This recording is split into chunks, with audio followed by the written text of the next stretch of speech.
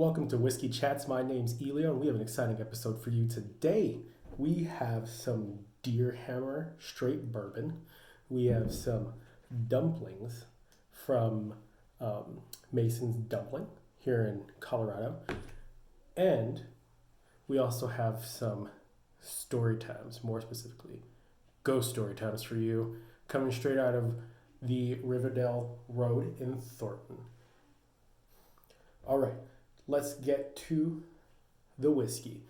So I've never had this, but Deerhammer, straight out of Buena Vista, Colorado, made this straight bourbon, and it is batch number 9, and it is charred in a virgin oak number 2 char, and it is 88 proof.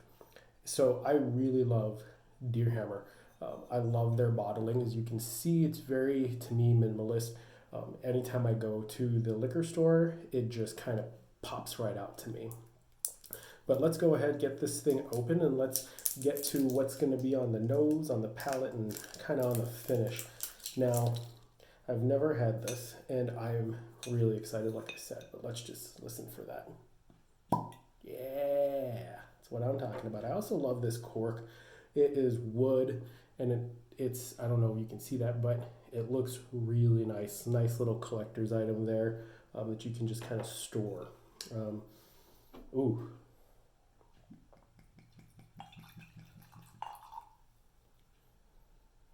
All right. Right away on the nose, I'm getting that corn and that vanilla. And I'm kind of smelling that oak, but so good. Can't wait to try it. Here we go. Oh, yeah. You get that corn, get that sweet cherry.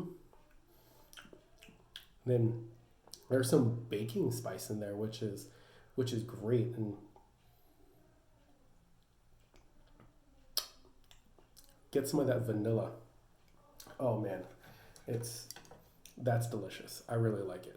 Really enjoy it. Now let's get to these dumplings. I got some chicken dumplings from Mason's Dumpling, and oh boy, I love me some dumplings. Let's just dip into the sauce.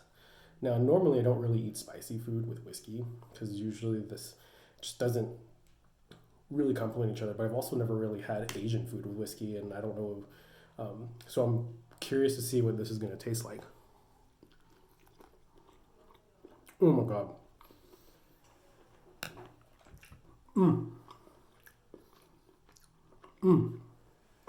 Oh my god. That's just so, that's delicious. I can't even. Let's try to get this some whiskey, and okay, it's different. Now I know why it's not really, Asian food's not really paired with whiskey. It's good, but it's different, right? I don't know, let me try again. But yeah, so a little bit about our story time. It's coming out of here in Thornton, Colorado. From where I'm at, that's about an hour or so away from where I live, and it's called Riverdale Road, and it holds a bunch of different Colorado lores or Colorado ghost stories. So you have like the jogger that's chasing you, you have the demonic activity, you have ghosts swinging from trees, you have hitchhikers that supposedly just roam around. You have Native American stories, and the one that we're going to talk about today is the Gates of Hell. Now, why I chose ghost stories is because I was in the military and on deployment.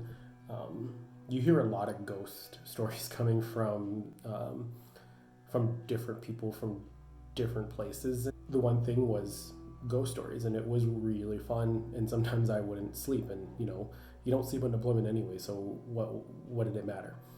But Gates of Hell is on Riverdale Road, and the way the story goes is there was this mansion that this gentleman had built for him and his family, and it's said that after it was done construction, they were living there. They had a farm, and all of a sudden he went crazy. And there's not too much reports on kind of like what happened, why he went crazy, but he did set his house on fire with his wife and his children in the house. Now, that's just grade A psychopath right there. And, you know, basically what had happened was after he set it on fire, he ran off, and I kid you not, they have no reports of what happened afterward to him. They couldn't find him.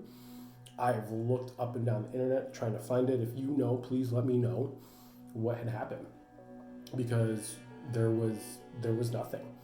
And oh man, the dumplings are so good. Whiskey is so good. So good.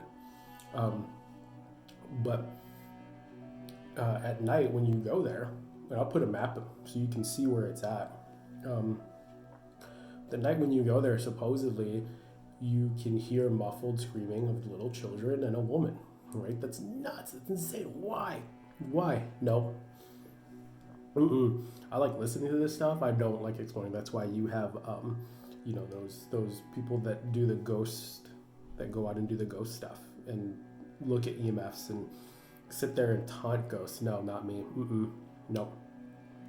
But also, what is really relevant on this, where in the Gates of Hell, there's this tree in the backyard of the house, or somewhere around the property, that was burnt up as well. And this tree, they said that the owner would hang his slaves on there, and they say at night, depending when or whatever, you can hear the creaking from that tree and the squeaking from the rope, and that's just insane. I don't know why. I just wouldn't. And it is just one of those things where it kind of entranced me, and I wanted to learn more and more and more and more and more. If you've been there, please let me know. I don't want to go there, obviously. I just like reading about this stuff. It's so cool to me. I don't dabble in any type of, demonic stuff, because that stuff to me is real. Whatever you believe, what you believe. But man, that thing is just, it's scary. And, this is just one story out of how many I told you? 4, 5, maybe 7. And I'm excited to just do this series and bring out another story to you. And as I'm researching the stories, I'm trying to dive in deeper and see if I can't find anything from other people. And not very many Colorado stories are out there. And it's insane to me because of the fact that we were an old mining city. We're an old town. There's stories up in Cripple Creek. There's stories up in Buena Vista. There's stories everywhere here. And it is such an unexplored lore town. It just drives me nuts, because there's so many old infrastructures. Like there's this one, every town has their asylum, right? And there was this one asylum that was recently shut down. I don't want to say recently, it was shut down in the 90s for malpractice. It was opened up in the early 1900s or late 1800s, and they would torture some of their patients, giving them drugs that they didn't want to take. That's not relevant now, right? But what they would do is people would brag about what they did. And, one person was talking about how he would just abuse this patient of his. A nurse would abuse a patient. He would brag about it. I have no clue why. But I think it was about like 1991. They shut it down for no fire escapes, right? How they lasted that long, who knows? And also malpractice. And, I'm glad. But what happened was someone bought the land, tore down the asylum, and they legitimately built a Target over it. So it is said that when you walk through this Target at night, or you can hear some of these screamings. They've had premonitions show up.